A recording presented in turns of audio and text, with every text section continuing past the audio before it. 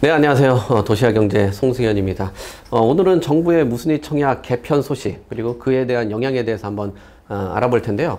무순위 청약, 흔히 줍줍이라고 불리우는 그런 제도죠. 이런 제도로 인해서 과열에 대한 논란도 있고 또 투기의 수단으로 변질이 됐다라는 평가들이 있습니다. 그렇기 때문에 개선에 대한 요구들이 나오고 있는데요.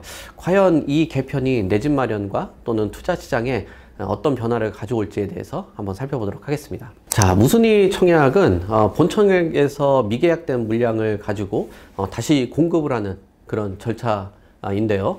하지만 몇 년 동안 이 무순위 청약이 투기로 변질이 됐다, 그리고 특정 단지에서 과열 현상들이 나타나면서 문제가 제기가 되고 있었었죠. 대표적인 사례를 본다면 지난해 경기도 화성 동탄역에 있는 롯데캐슬의 무순위 청약에서는 약 294만 명이 몰려서 청약 홈페이지가 마비가 된 그런 사례들이 있습니다.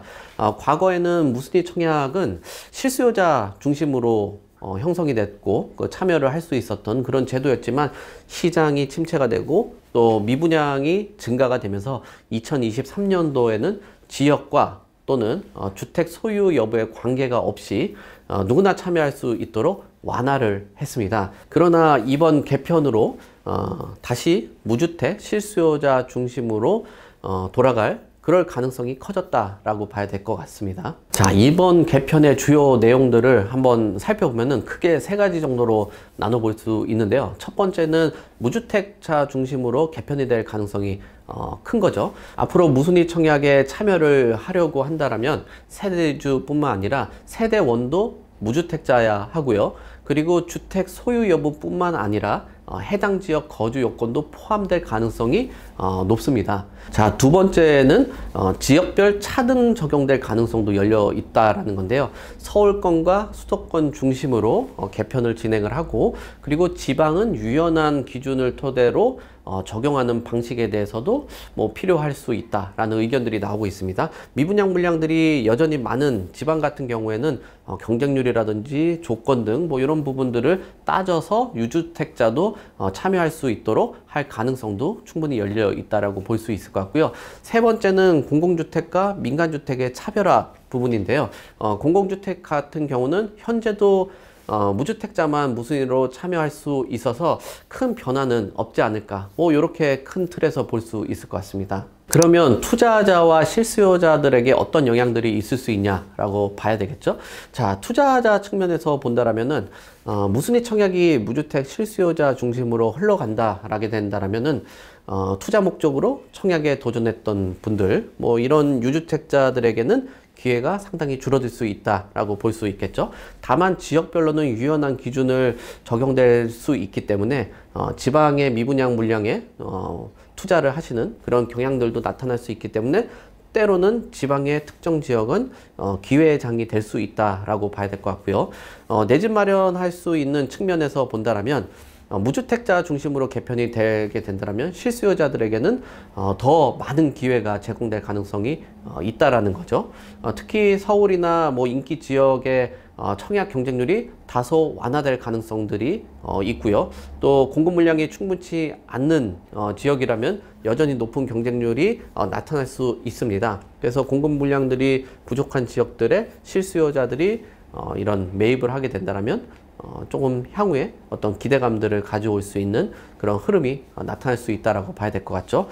자, 그러면은 이 시장 안정화에는 어떤 효과들이 있을까라고 본다라면 무순위 청약 개편이 단기적으로는 시장에 큰 혼란을 줄 수도 있다라고 봐야 될 것 같아요. 하지만 장기적으로 보면 투기는 일정 부분 억제가 되고 실수요자 중심으로 시장 구조가 형성이 될 수 있는 데는 기여를 할 수 있다라고 봐야 될 것 같습니다.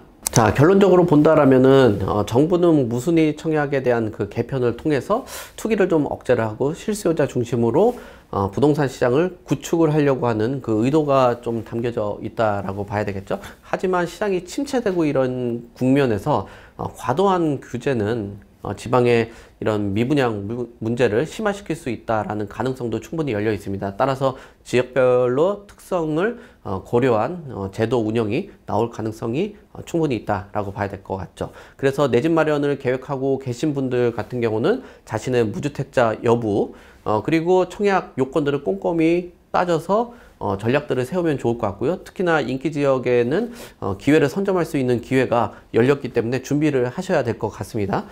투자자라면은 이런 실수요자들이 참여하는 지역들에는 기회가 적어질 수 있기 때문에 미분양 물량들 그리고 유연한 기준이 형성된 그런 지역들에 대한 가능성들을 잘 활용하는 전략들을 살펴보시면 좋을 것 같습니다. 그렇지 않고서는 오히려 어떤 재개발 투자나 이런 쪽에 입주권을 노려보는 그런 전략들, 이런 전략들을 세우는 것도 좋을 것 같습니다.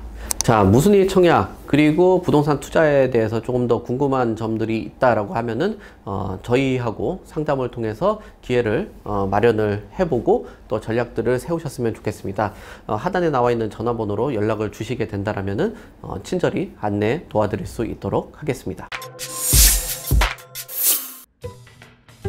좋은 차를 사기 전에도, 이사를 가기 전에도, 크게 다치기 전에도 항상 미리 대비를 해놓는데 부동산은 왜? 사전 점검 서비스는 부동산 매물을 사거나 짓거나 하기 전에 법률부터 부동산 정보까지 한 번에 미리 대비하는 서비스입니다. 영상에 나오는 연락처로 많은 신청 부탁드립니다. 또 다른 세상을 맞이하라. 낡은 정보를 지워라. 새로운 감각을 익혀라. 변화하는 미래에 맞서라. 편향된 시각을 버리고 얽혀있는 도시 속 독보적인 가치를 쟁취해라. 당신이 만드는 미래의 기회, 도시와 경제.